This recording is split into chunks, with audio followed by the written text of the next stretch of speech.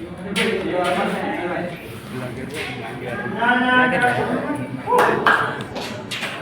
ka muna.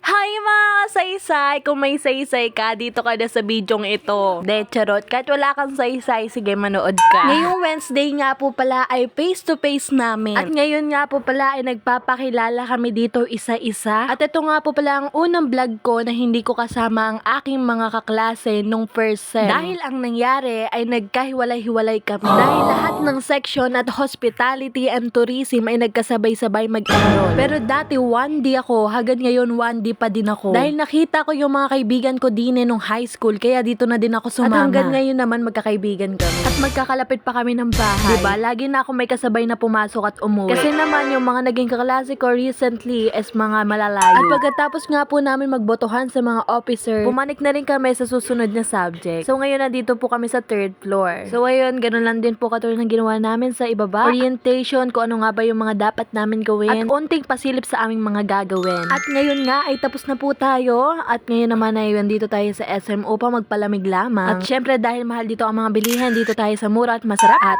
sulit. Syempre dito sa bahay ni Kuya ay inihaw ni Kuya.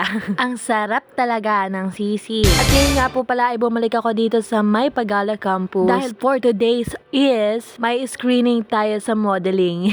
At ang tagal nga po namin naghihintay sa iba. Parang mga umurong na sila dahil natatakot ata sila sa akin.